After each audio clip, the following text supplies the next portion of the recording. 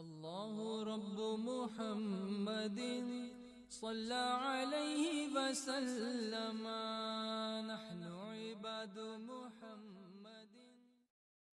بسم اللہ الرحمن الرحیم نحمدہ ونصلی ونسلم علی رسولہ الکریم وآلہ واصحابہ الکرام اجمعین ورب اشرح لی صدری ویسر لی امری واحلل عقدۃ من لسانی یفقہوا قولی. آج کی نشست میں شرف عطارد کے حوالے سے 3 نقوش آپ سب کی خدمت میں پیش کروں گا. اس سے قبل عطارد کے تعارف کے حوالے سے چند جملے عرض کرتا ہوں. وہ یہ کہ عطارد منشی فلک ہے، یعنی یہ افلاک کا اکاؤنٹنٹ ہے، اور یہ سیارہ ہماری ذہنی اور شعوری اور روحانی قوتوں سے وابستہ ہے. یعنی ہماری ذہنی استعداد، شعوری صلاحیت اور روحانی قوتیں اسی سیارہ کے زیر اثر ہوتی ہیں. یا یہ کہ اس سیارہ کے جو اثرات ہیں وہ ذہنی، شعوری یا روحانی قوتوں میں اللہ تعالیٰ کے اذن سے اور اس کے بنائے ہوئے اسباب و علل کے تحت ایک اپنا اثر رکھتی ہے. حضرت شاہ ولی اللہ محدث دہلی رحمۃ اللہ تعالی علیہ فرماتے ہیں کہ عطارد علم جفر کا مرکز ہے، اور یہ سب سے بڑا ملائکہ موکلین کی لشکر والا سیارہ ہے.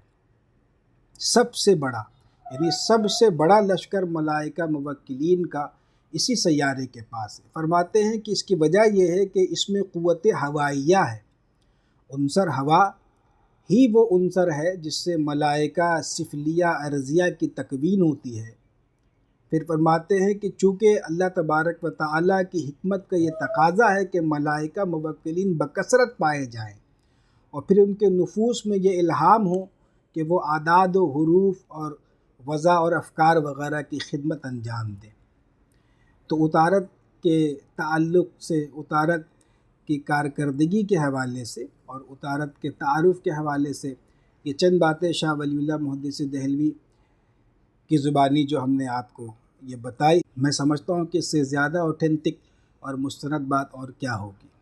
اب یہ سمجھنا چاہیے کہ عطارد دائرۃ البروج میں حرکت کرتا ہوا جب برج سنبلہ کے 15ویں درجے میں پہنچتا ہے تو اس کو شرف ہوتا ہے، اور اس کے شرف میں حکماء کاملین، صوفیاء عاملین مختلف قسم کے الواح نقوش وغیرہ تیار کرتے ہیں، اور ان نقوش کا فائدہ ان تمام افراد کو بالخصوص ہوتا ہے. یعنی بالعموم تو ہر کسی کو اس کا فائدہ ہوگا، لیکن بالخصوص وہ لوگ جو کامرس کے متعلقہ شعبوں سے تعلق رکھتے ہیں، جیسے ایڈورٹائزنگ، جیسے کمیونیکیشن، جیسے مارکیٹنگ، جیسے اسٹاک ایکسچینج وغیرہ.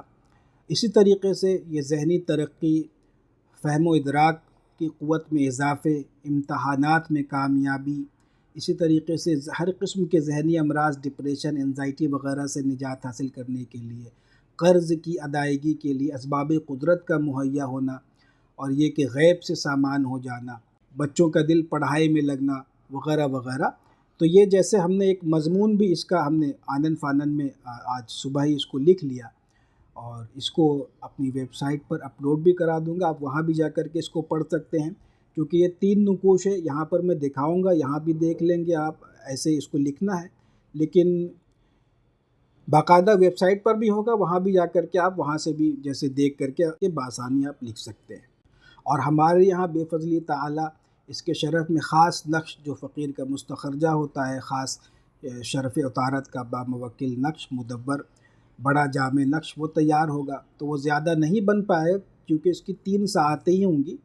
تو خیر جتنا بننا ہے وہ جتنا بنے گا وہ بن جائے گا. پھر جن حضرات کو حاصل کرنا ہوگا وہ یہاں سے حاصل کر لیں گے. لیکن یہ کہ یہ جو 3 نقش میں یہاں آپ سب کی خدمت میں پیش کروں گا، ہر خاص و عام احباب کے لیے، کہ جن کو بھی لکھنا ہو وہ خود اپنے لیے اس کو، ان نقوش کو لکھ لیں. اللہ تعالیٰ برکت فرمائے.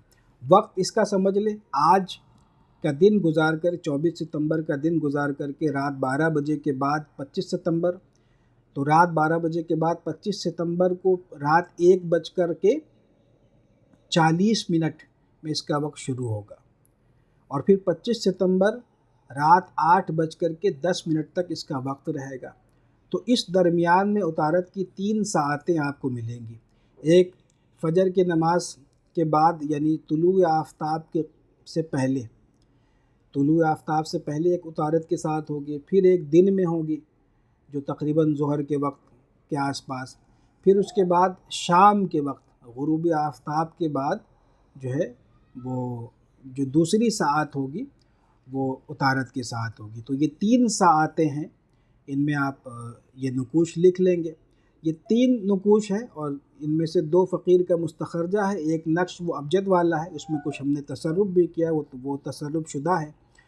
تو ان میں جو پہلا نقش ہے یا مسبب الاسباب یا مفتح الابواب یا غیاث المستغیثین یا الہ العالمین کا ہے، تو یہ نقش ذوالکتابت ہے اور اس کو آتشی چال سے ہی لکھنا ہے۔ جیسے آپ ہر کوئی جان گئے، آپ تو مطلب کم از کم اتنا تو لوگ جانتے ہی ہیں، تو جو لکھتے ہیں فقیر کے بتانے سے وہ اس طریقے سے آتشی چال سے اس کو لکھ لیں گے۔ یہ نقش رد سحر کے لیے، حل مشکلات کے لیے، ادائے قرض کے لیے اور بند کام یا کاروبار جاری ہونے کے لیے، ملازمت کے ملنے کے لیے، اسباب قدرت کا مہیا ہونا اور سبب کا بن جانا، یہ ان سب چیزوں کے لیے ہے۔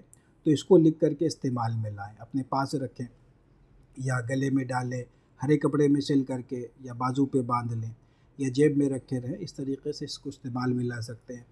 بچہ ہے، بچے کو گلے میں ڈالنا ہے امتحان میں کامیابی کے لیے، تو ہرے کپڑے میں سل کر کے بچے گلے میں ڈالیں۔ یہ نقش جو اوپر والا ہے ہم نے ایک اس میں اس کی خاصیت ہے کہ کسی بچی کا رشتہ نہیں ہو رہا ہے، کچھ بندش ہے اس میں، تو اس میں یہ نقش کام دے گا۔ یہ جو پہلا نقش ہم نے بتایا، تو بچیوں کے رشتہ، جن بچیوں کا رشتہ نہیں ہو رہا ان کو بھی لکھ کر کے گلے میں ڈالے، ہرے کپڑے میں سل کر کے، یہ چاندی کے خول میں بھر کر کے، تو اللہ تعالیٰ غیب سے رشتوں کا انتظام فرما دے گا اور شادی کے تعلق سے جتنی رکاوٹیں اور بندشیں ہیں وہ سب ختم ہو جائیں گی۔ دوسرا نقش ہے ربی زدنی علما تؤتی الملک من تشاء رب یسر ولا تعسر وتمم بالخیر کا، اس کو بھی ہم نے ذوالکتابت کر دیا ہے۔ اور یہ نقش امتحانات میں کامیابی، قوت حافظہ، ترقی، فہم و ادراک، حصول علوم، ہر قسم کے علوم، دینی دنیاوی ہر قسم کے علوم کے حصول میں یہ کارآمد اور مفید ہے۔ تقریر اور تحریر کے مقابلے میں کامیابی اور مہارت کے لیے یہ نقش مفید ہے، اور کسی بھی کار خیر کا بحسن و خوبی انجام پانے کے لیے یہ نقش نہایت مفید ہے۔ اور تیسرا نقش ابجد کا ہے۔ یہ نقش ہر قسم کے ذہنی امراض، انزائٹی، ڈپریشن، مالی خولیہ، جنون، نسیان وغیرہ وغیرہ، ہر وہ مرض جو ذہن سے تعلق رکھتا ہے، وہم، شک، غصہ، چڑچڑاپن، سب میں یہ کارآمد ہے۔ تو اس کو لکھیں اور اس طریقے سے ہرے کپڑے میں سل کر کے اس کو گلے میں ڈالیں۔ اپنے بچوں کے گلے میں ڈال سکتے ہیں، جو بچے زیادہ غصہ کرتے ہیں، وہ ان کو چڑچڑاپن کسی کو ہے، کوئی ڈپریشن کا شکار ہے، کوئی انزائٹی میں مبتلا ہے، ان سب کو لکھ کر کے آپ اپنے بچوں کو لکھ کر کے گلے میں ڈال دیں، یا کوئی صاحب خود سے لکھنا چاہیں تو وہ خود سے لکھیں۔ اور یہ تمام جو تینوں نقوش ہیں اس کو زعفران اور عرق گلاب سے لکھنا چاہیے، ورنہ عام لوگ آپ کسی بھی قلم سے اس کو آپ لکھ لیجئے، جو وقت ہم نے بتایا اسی وقت میں۔ اللہ تبارک و تعالیٰ خوب برکت فرمائے، اللہ تعالیٰ ہم سب کو علم نافع اور خیر کثیر عطا فرمائے۔ وآخر دعوانا الحمد للہ رب العالمین۔ لا إله إلا الله وحده لا شريك له له الملك وله الحمد وهو على كل شيء قدير۔